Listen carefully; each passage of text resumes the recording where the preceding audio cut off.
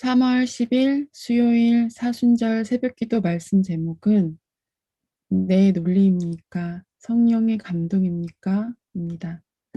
오늘 성경 말씀은 고린도후서 11장 3절입니다.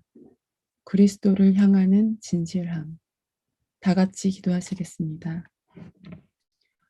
영광 받으시기에 합당하신 주님, 우리를 위해 십자가 고난을 받으신 주님의 사랑을 누리며 사순절을 보내고 있습니다.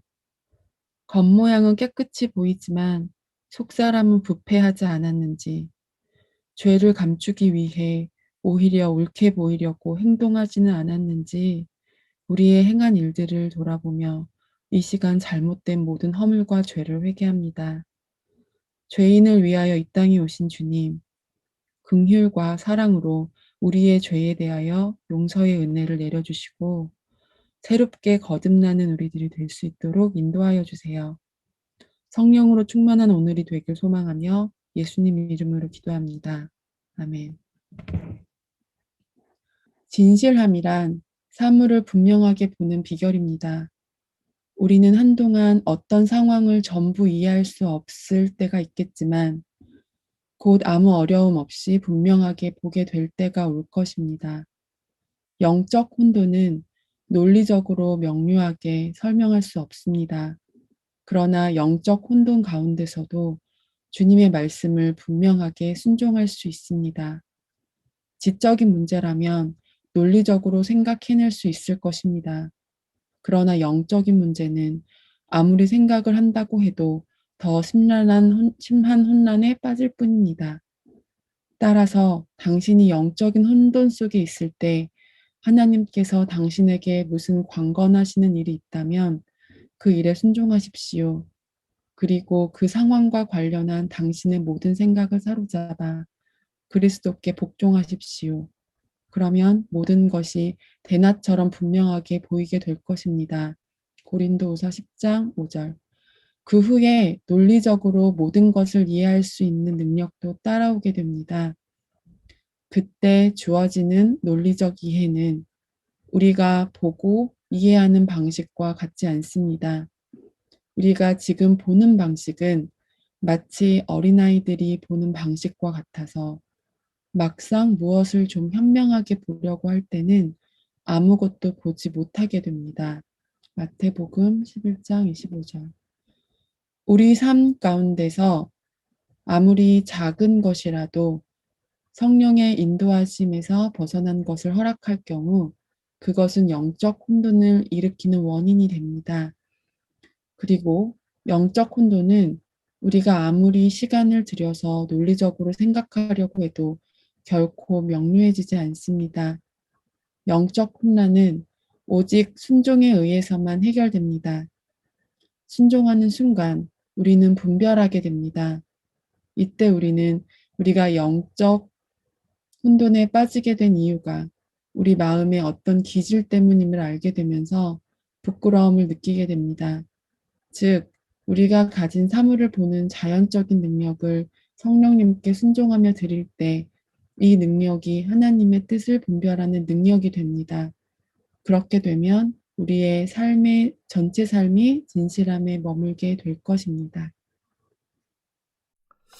오늘 말씀 들어가기 전에 잠깐 오스왈드 목사님께서 기도에 대해서 말씀한 것 하나 보고 지나가죠. Prayer is the vital breath of the Christian. 기도는 우리 크리스찬들의 생명의 호흡이다. 그런 의미죠. Not the thing that makes him alive.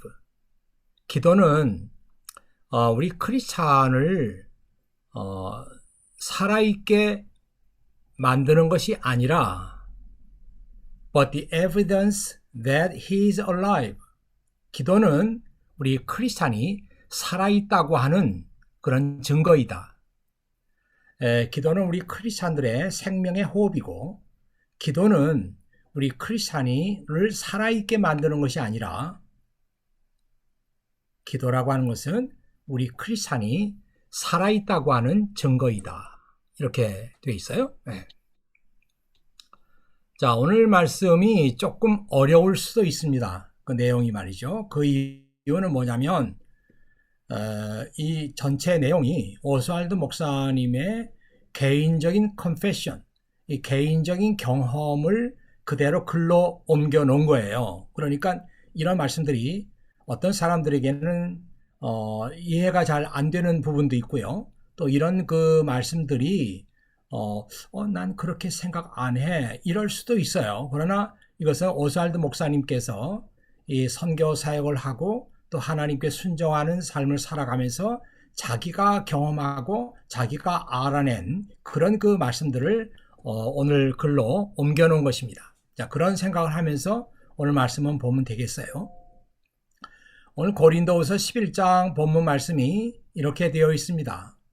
그러나 하와가 뱀의 간교한 속임수에 넘어가 곁길로 간 것처럼 여러분의 마음도 그리스도를 향한 진실하고 순결한 데서 벗어나 더럽혀지지 않을까 염려가 됩니다. 자, 여기서 중요한 것은 여러분의 마음이 그리스도를 향한 진실하고 순결한 그런 마음에서 벗어나서 더럽혀지지 않을까 염려가 됩니다. 마치 하와가 그 뱀의 간교한 속임수에 넘어갔죠. 그런 것처럼 우리도 그리스도에 대한 진실하고 순결한 마음을 가지고 있는데 여기서 벗어날까 참 염려가 된다. 이런 의미가 되겠어요. 이 그리스도를 향한 진실함, 영어로는 simplicity 이렇게 번역이 되는 단어죠. 그리스도를 향한 진실함, 물론 이 simplicity라고 하는 말을 단순함 이렇게도 번역할 수 있습니다만은 이 simplicity라고 하는 그런 그 말씀 속에 진실하다고 하는 의미도 있어요. 네, 그러니까 오늘 그 번역하신 분은 진실함으로 번역을 했는데 잘한 번역이라고 생각합니다. 그리스도를 향한 진실함이란 말이 마음에 와 닿습니다. 우리가 항상 이 진실함을 간직해야 하는데 이 진실함을 계속 유지하지 못하게 하는 일들이 생긴다는 것입니다. 자, 이 말씀을 좀 보시죠. 여기는 진실함이라고 하는 말을 The simplicity and purity of devotion to Christ 이렇게 말했어요. 이건 NASB 영어 성경입니다. 그 하와가 뱀의 간교함에 속아 넘어간 것처럼 여러분의 마음도 진실함과 순수함, 그리스도에 대한 그 헌신의 진실함과 순수함에서 벗어날까 이것이 염려가 됩니다. 이런 의미가 되겠어요. 네, 오늘 이 말씀을 보여드리는 까닭은 이렇게 해서 여러분들이 오늘 말씀을 좀 더 그런 뜻이구나 이렇게 알면 되겠단 말이죠. From the simplicity and purity of devotion to Christ, 우리가 그리스도에 대한 헌신의 진실함과 순수함에서부터 벗어날까 이것이 염려가 됩니다. 이런 의미예요. 자, 여기서 그 오스왈드 목사님이 이 진실함이라고 하는 단어를 조금 더 깊이 들어가서 얘기를 합니다. 여기서 진실함이란 사물을 분명하게 볼 수 있는 비결을 말합니다. 진실함이 뭐냐? 이 진실함이 있을 때 우리가 어떤 사물을 더 분명하게 볼 수가 있다는 것이죠. 그렇게 이제 얘기를 하는 거예요. 이 능력은 그리스도 안에 있는 능력인데 그리스도에게 순종하는 사람들은 그 비결을 알게 된다는 것입니다. 그러니까 우리가 예수 그리스도에게 진실한 마음과 순수한 마음을 가지고 온전히 우리 자신들을 순종하려고 하는 그런 마음을 갖게 될 때 우리는 지금까지 알지 못했던 새로운 것들을 알게 된다는 것이에요. 전에는 보지 못했던 것을 우리가 보게 되고 전에는 깨닫지 못했던 것을 이제는 깨닫게 되고 그렇다는 것이에요. 자, 그래서 제가 여기에 고린도전서 5장 16절 17절 말씀을 여러분에게 참고로 드립니다. 우리는 이제부터 그 어떤 사람도 세상의 관점으로 알지 않겠습니다. 전에는 우리가 그리스도에 대해서도 세상의 관점으로 알았으나 이제는 더 이상 그렇게 하지 않겠습니다. 그러므로 누구든지 그리스도 안에 있으면, 이 말은 그리스도를 믿으면 혹은 그리스도에게 온전한 순종을 드리면 그 사람은 새로운 창조, 새로운 피조물입니다. 여러분이 잘 아는 고린도전서 5장 16절, 17절에 있는 말씀이에요. 자, 여기서 바울이 말하는 이 새로운 피조물이라고 하는 것은 그리스도에 대한 진실한 마음을 얘기합니다. 그래서 그리스도 안에서 예수님 믿고 예수님께 온전한 순종을 드리면 그 사람은 진실함을 알게 돼요. 이 진실함을 알게 됨으로 인해서 전에 깨닫지 못했고 전에 보지 못한 새로운 것들을 보게 되는 것이죠. 그래서 우리는 이제부터 어떤 사람도 이 세상의 관점으로 알지 않겠습니다. 그동안에는 세상의 관점을 가지고 살아왔는데 우리가 예수 그리스도를 믿고 그리스도에게 온전한 순종을 드리고 나니까 이 사람은 새로운 창조가 됐어요. 그래서 진실함의 비결을 알게 됐다. 그래서 전에 알지 못했고 깨닫지 못했던 새로운 것들을 이제 다 알게 되었다. 이런 의미가 되겠습니다. 고린도전서 13장 12절 말씀이 생각이 납니다.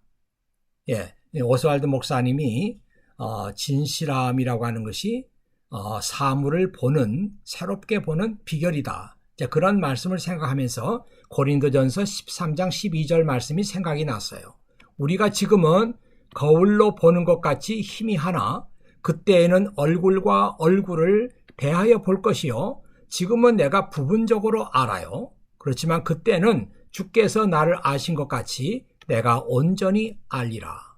온전히 안다고 하는 것은 여기 나와 있는 것처럼 face to face, 얼굴과 얼굴을 이렇게 마주보고 아는 것처럼 그렇게 알게 된단 말이에요.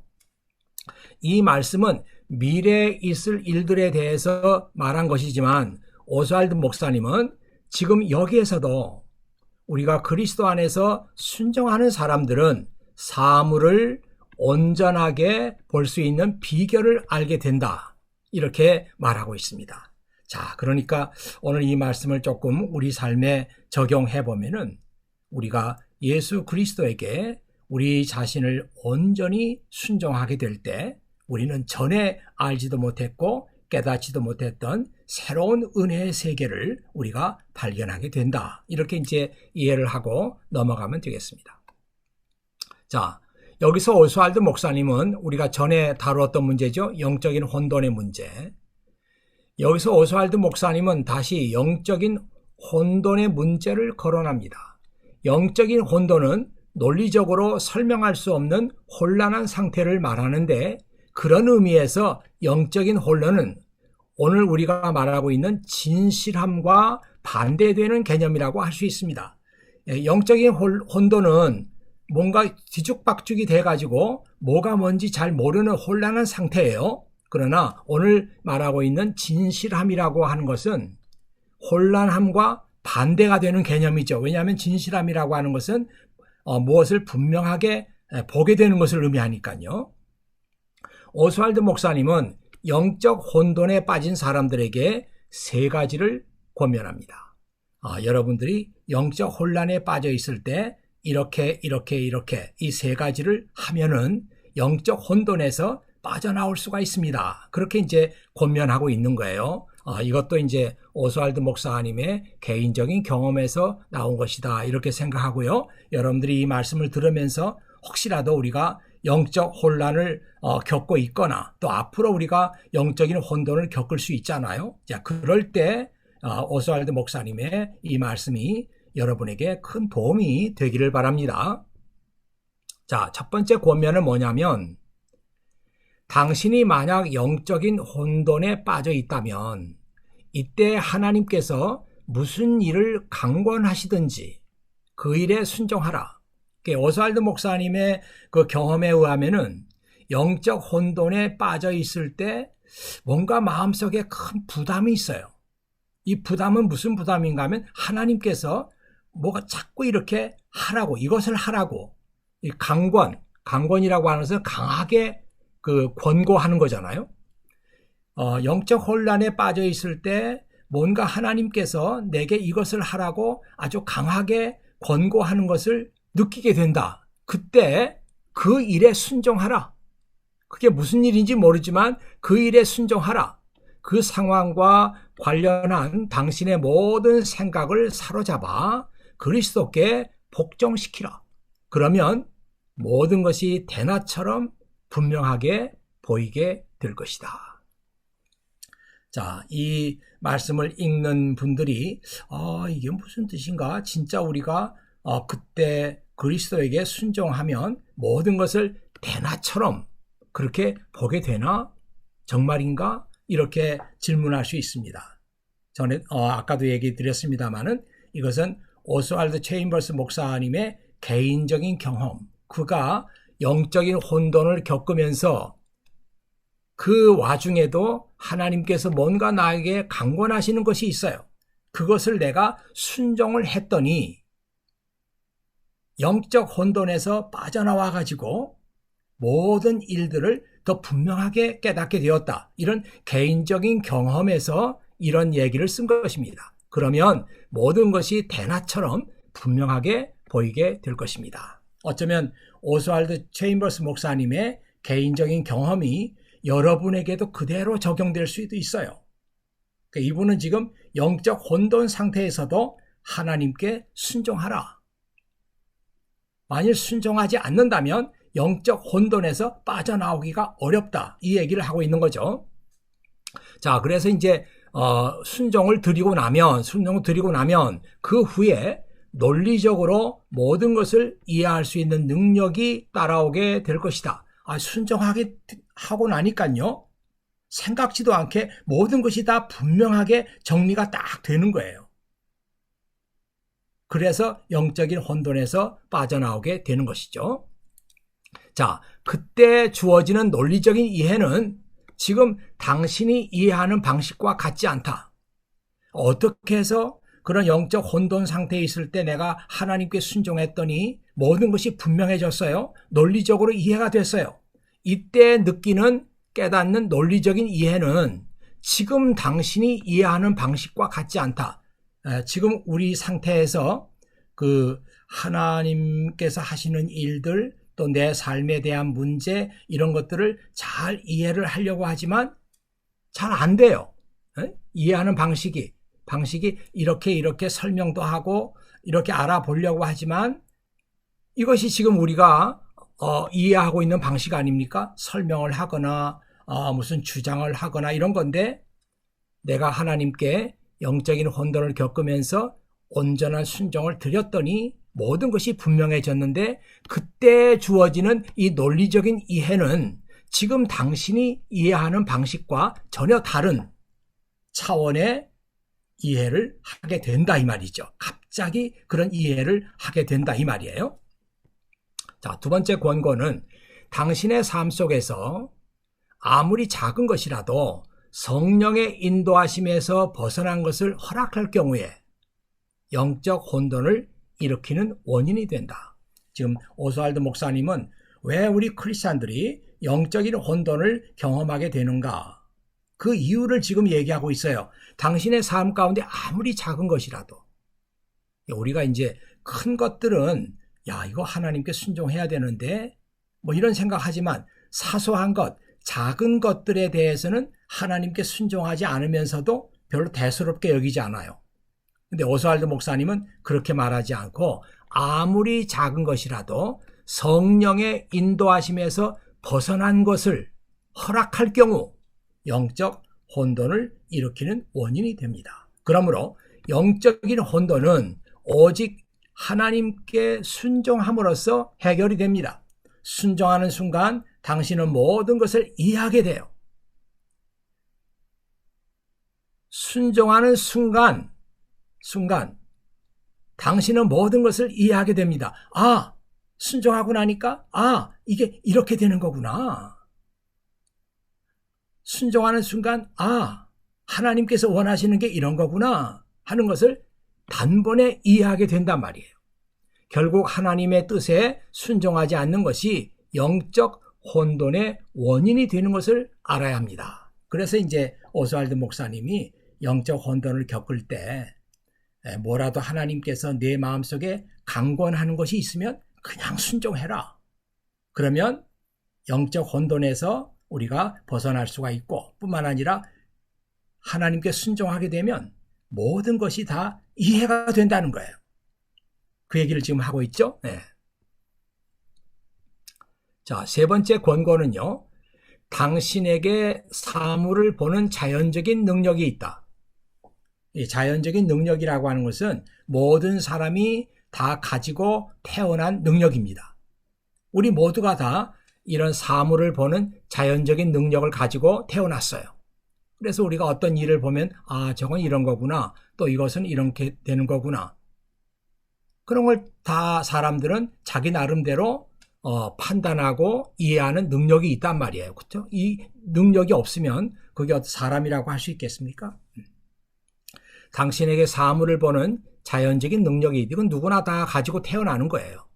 이 능력을 성령님께 순종하여 드릴 때 이 능력은 하나님의 뜻을 분별하는 특별한 능력이 된다. 특별한 능력이 된다.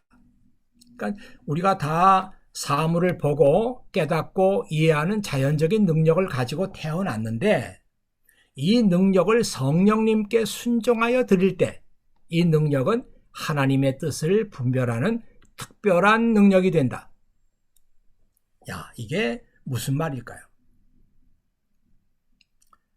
제가 보기에 이 말씀은요, 우리가 다 사람마다 자연적인 그런 사물을 보고 깨닫는 능력을 가지고 있는데, 우리가 하나님, 제가 지금 가지고 있는 또 제가 이해하고 제가 판단하는 이 능력은 절대적인 것이 아닙니다. 제가 가지고 있는 이 능력에 의존하지 않도록 도와주시고 하나님께서 무엇을 말씀하시든지 그것이 옳다고 하는 것을 인정할 수 있도록 하나님 도와주십시오. 제가 제 마음속에 가지고 있는 이 능력을 신뢰하지 않고 하나님의 말씀과 하나님의 능력을 더 신뢰하는 사람이 되게 해주십시오. 이렇게 말씀하고 기도하는 것이 성령님께 순종하여 드린다고 하는 뜻이에요.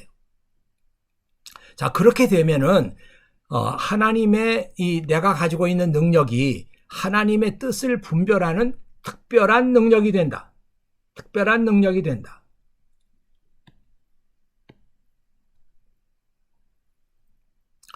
여기서 특별한 능력이라고 하는 것은 지금 우리가 말하고 있는 simplicity, 진실함이죠. 진실함에. 네, 그래서 내가 자연적인 능력을 가지고 태어났지만 이것을 의존하지 않고 하나님께서 내게 말씀해 주시고 하나님께서 내게 지시하는 것이 더 옳습니다. 이렇게 순종하여 드릴 때 내가 가지고 있던 자연적인 능력이 하나님의 뜻을 분별하는 특별한 능력이 됩니다. 오늘 말씀한 것을 보면은 이 simplicity, 진실함이라고 볼 수 있어요. 내가 가지고 있던 자연적인 능력이 하나님의 은혜로 진실함의 비결이 됩니다. 이 뜻이에요. 그렇게 되면 우리의 삶 전체가 진실함에 머물게 됩니다. 자, 오늘 여기까지 하겠습니다. 혹시 여러분에게 도움이 될까 해서 이사야 43장 19절 I am about to do something new. 나는 이제 새로운 것을 내가 실행하겠다. 하나님 말씀이죠. See, I have already begun. 보라, 내가 이미 시작했다. Do you not see it? 그것을 보지 못하느냐?